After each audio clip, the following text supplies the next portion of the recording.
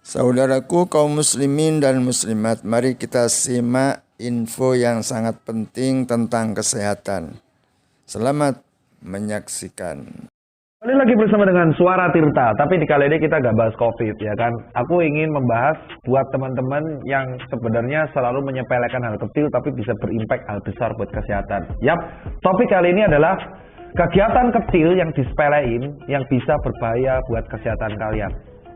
Yang pertama adalah apa? Rebahan. Serius, rebahan terlalu lama tuh bahaya loh bro. Ini serius, kenapa? Gini, rebahan terlalu lama itu adalah kategori sedentary lifestyle. Sedentary lifestyle itu adalah hidup nyantai, hidup sangat rebahan. Makanya pandemi ini justru berbahaya kalau buat orang yang WFH dan tidak pernah melakukan olahraga. Paling enggak menggerakkan tubuhnya. Rebahan terlalu lama itu akan ngebuat satu, otot-otot menjadi lemah. Yang mengalami pengecilan otot kalau ekstrim, bisa mengalami atrofi otot. Rebahan terlalu lama dan makannya malah ditambah, jadi porsi makannya tetap tapi rebahan terus. Sehingga intake makannya yang terjadi akan menimbulkan timbunan lemak. Dan lemak itu akan ditimbun, bisa di perut, ya kan, bisa di bawah ketiak, bisa di muka, leher, atau bisa jadi di paha. Apa sih konsekuensi terburuknya? Dari rebahan terlalu lama ini bisa membuat satu, obesitas. Ya, rebahan akan terikat banget sama obesitas, dan obesitas lingkar pinggang yang berlebihan itu akan menyebabkan 3 penyakit kronis yang paling beresiko. Ya, jadi ingat urutannya dari rebahan, ya, pengecilan otot, makannya nanti intake berlebihan sehingga jadi lemak dan jadi obesitas.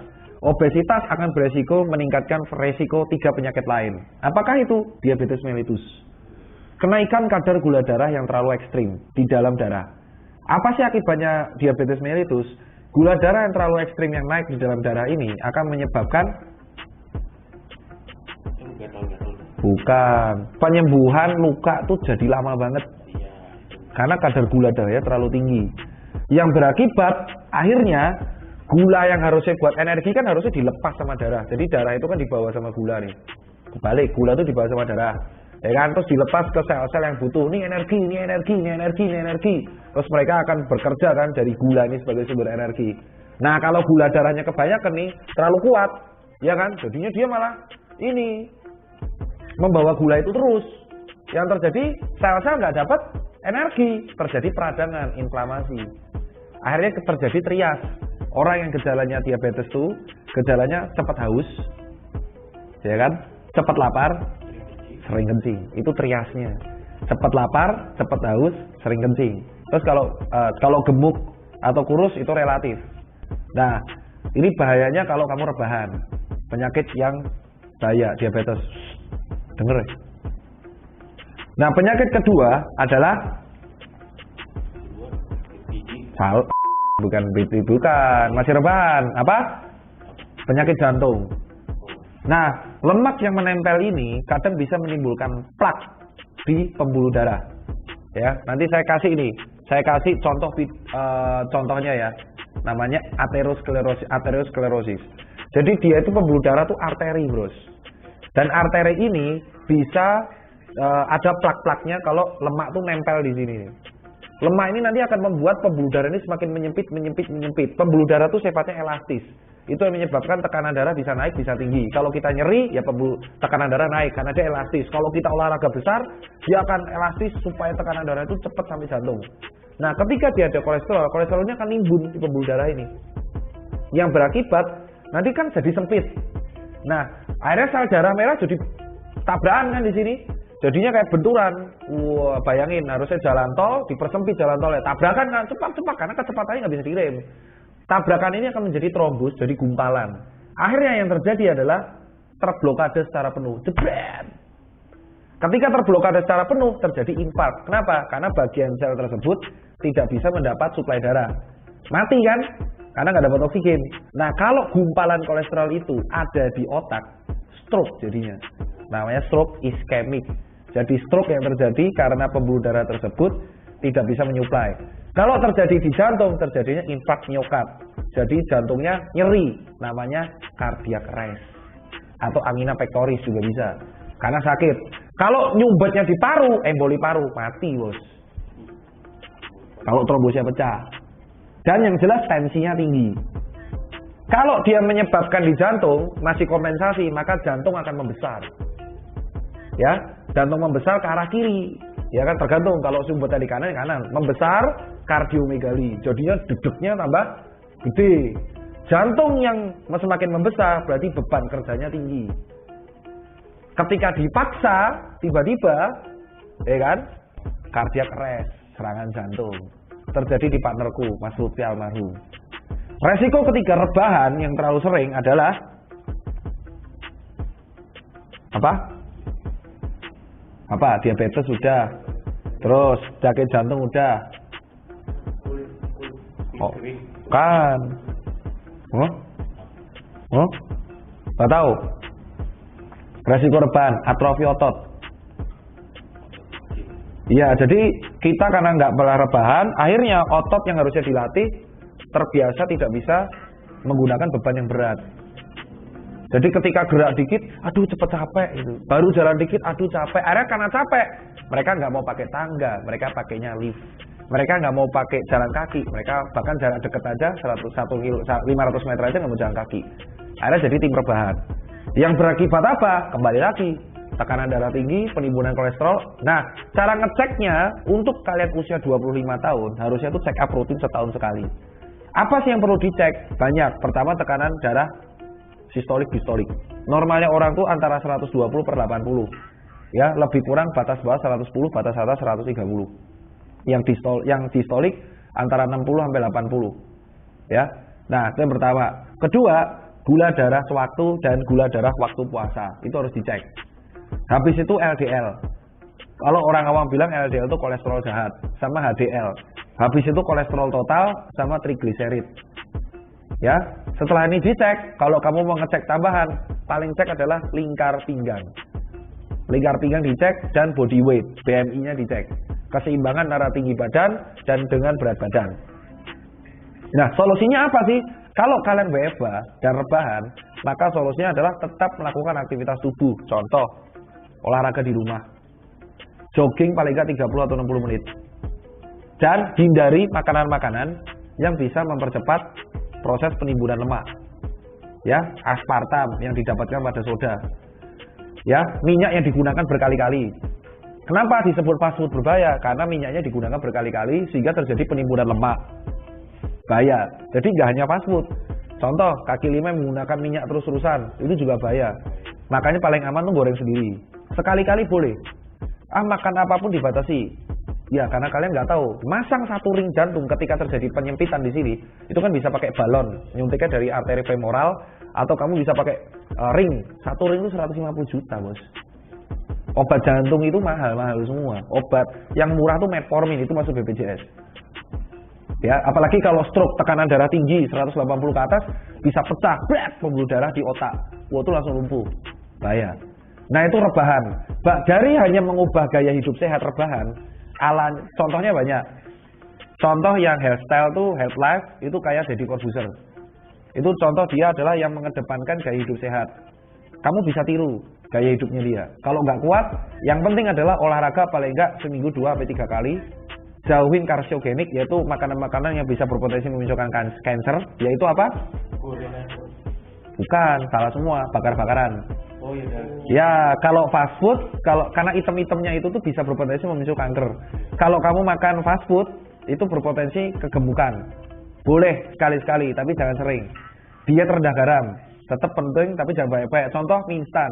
Mie instan itu yang bahaya bukan minyak, bumbunya. Karena satu bumbunya mie instan itu kandungannya bisa sampai 1000 natrium, 1000 mg natriumnya. Makanya orang-orang yang sering tensinya tinggi biasanya kita sudah asin, kita masak nih misal sayur asam, sayur bayam atau makanan tempe.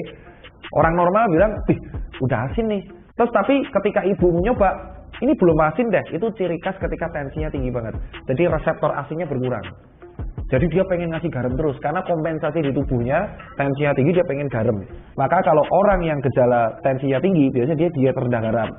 Ingat kalau orang fitness, rebus ayam nggak boleh pakai garam.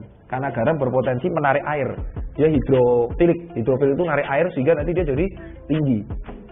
Nah, tensi yang terlalu tinggi ini akan menyebabkan gagal ginjal. Nah, pada gagal ginjal pun orang itu minumnya terbatas. Kalau terlalu sering ginjalnya berat, kalau kurang kekentalan.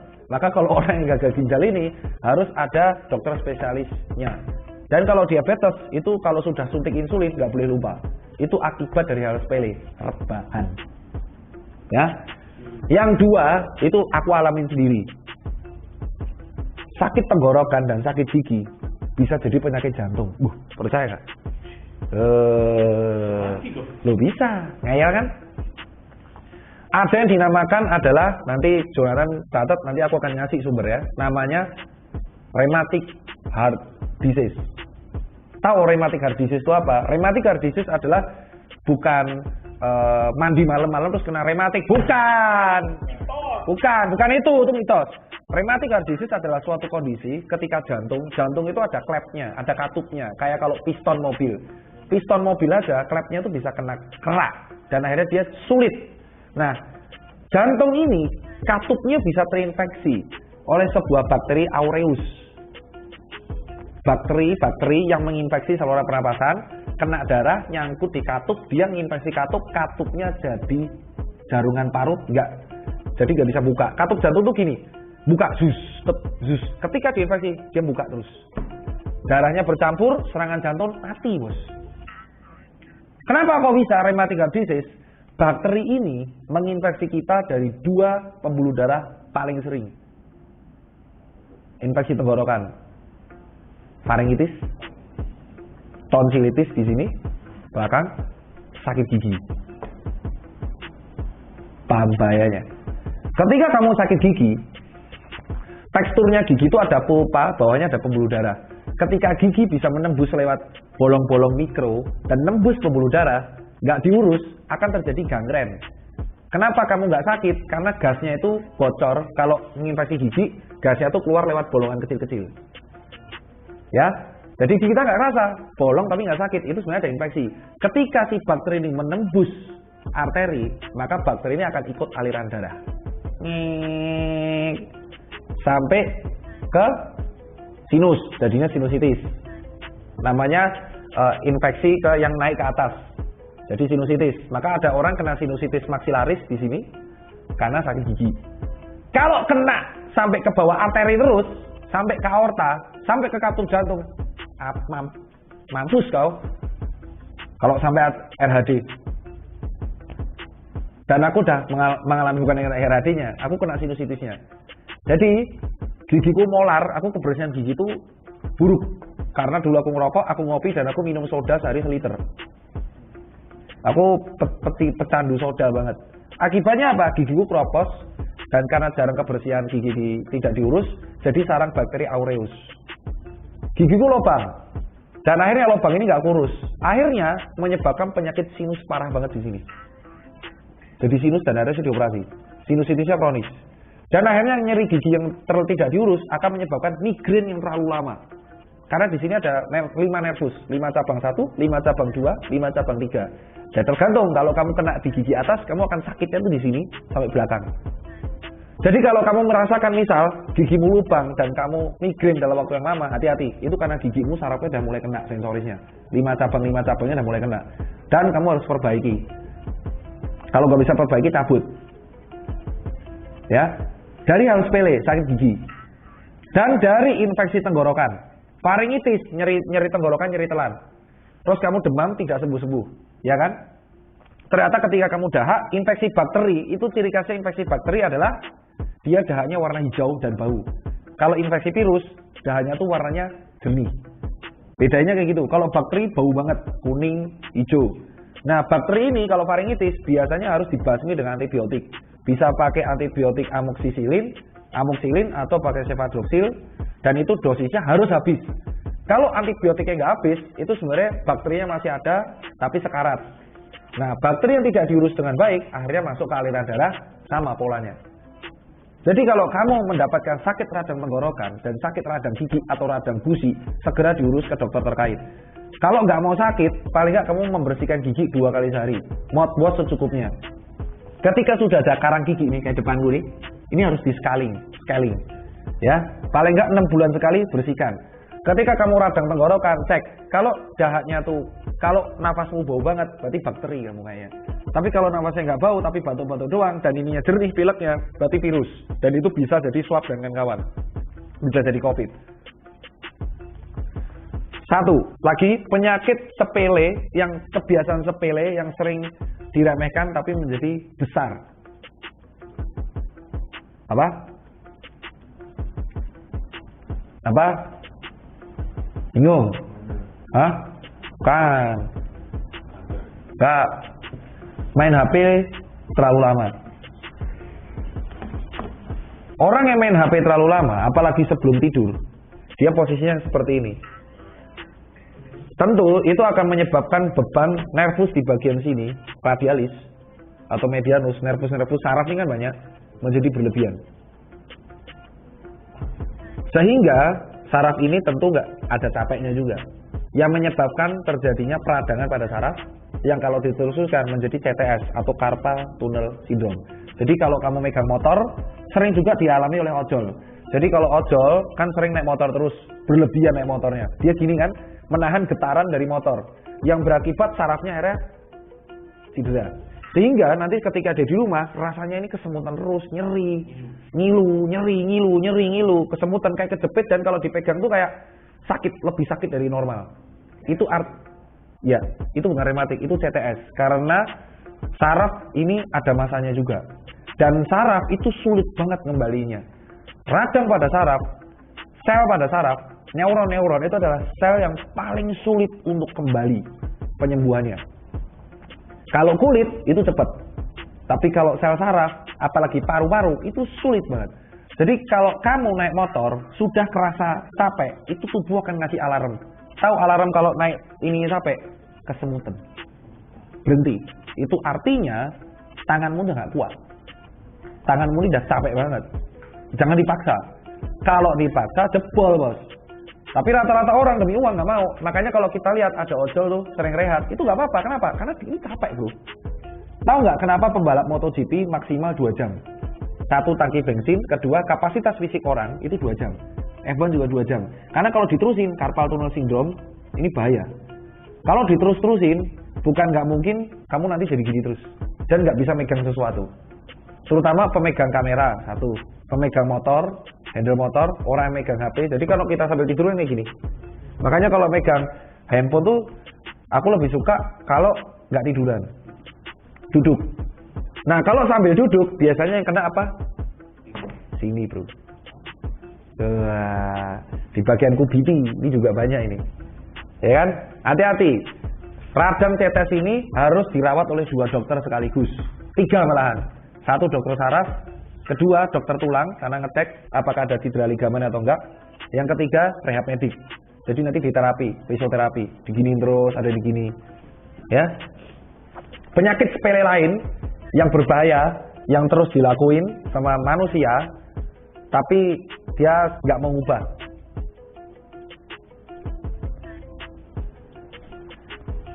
Apa penyakit sepelenya? Hal kebiasaan sepele yang bisa dilakuin, sering dilakuin sama orang, tapi bisa membahayakan dia di masa depan. Itu ya tuh nanti pinter loh. Dia tuh sepele sih, tapi nggak ini maksudku. Ngeliatin laptop dalam waktu 7 jam terus-terusan, nggak boleh. Ketika kamu misal bekerja nih, terus kamu bekerja, ini terakhir ya, part 1 ya. Terus kamu bekerja gini. Terus kamu ngeliatin laptop terus-terusan, gini kan, konsentrasi kan, karena bosmu nge-push kamu terus. Impact yang paling parah, radang otot leher dan otot pundak, wah tuh sakit banget pak. Itu baru 1 hari. Tahu nggak kalau dilakuin terus impactnya kayak apa? Tension digits. Ini akan nyeri kepala terus-terusan sampai ke kepala sini, dan nyerinya berdenyut. Dan nyeri yang berdenyut ini akan menyebabkan apa? Naiknya tekanan darah. Naiknya tekanan darah akan menyebabkan apa? Stroke, bos. Jadi jangan heran kalau banyak pegawai kantoran yang dia nge-push dirinya sendiri. Kayak contoh di Jepang tuh, orang nge-push kerja terus, matinya kalau nggak gagal jantung, stroke. Karena dia nge-push banget di laptop, yang berakibat matanya dia kan konsentrasi terus ya. Berarti otomatis pasokan darah ke sini tinggi dong ya. Matanya nggak bisa rehat kan? Karena kena cahaya terus kan. Wah, otot matanya langsung nih sparring terus. Otot leher juga nih, konsentrasi terus. Nyeri kan kepala. Tubuh itu kalau sudah lagi kepepet, tubuh akan ngasih alarm ke otak. Apa alarmnya? Nyeri. Misal kamu telat makan, nyeri kan? Kamu maksa olahraga, nyeri kan? Itu asam laktat yang menambah. Nanti aku akan jelasin dosis asam laktat tapi next part 2. Ya. Atau kamu olahraga sesak napas, nyeri, itu alarm, jangan dipaksa. So idealnya gimana dok? Kalau kamu sudah di depan laptop terus-terusan, tolong tiap 2 jam sekali peregangan simpel kayak gini 7 detik. 7 detik. 7 detik. 7 detik. 7 detik. 7 detik. 7 detik kayak gitu terus.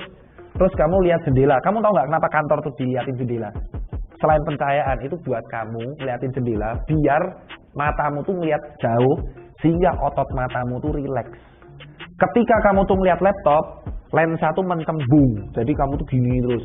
Ketika kamu lihat jauh, itu tuh lensamu balik cekung, jadi kamu rileks. Itulah alasan kantor-kantor di Silicon Valley tidak pakai tempat duduk. Terus nggak pakai AC, duduknya sembarangan. Biar apa? Jadi biar rileks dia bisa pindah tempat. Dan jangan tips-tips lain ada 4 lagi kayak nahan tipis. Sudah tahu mau otot kecapean tapi dipaksa jadinya kram. Terus habis itu ada lagi duduk terlalu lama, andean. Terus korek kuping terlalu sering, jebol gendang telinga. Itu akan aku bahas di part 2. That's it. 4 hal sepele. Hal-hal sepele yang bisa dilakuin. Hal-hal sepele yang sering dilakuin dan berbahaya bagi kesehatan kalian. Sekarang tergantung kalian. Mau ngubah atau ntar ketemu aku pas berobat.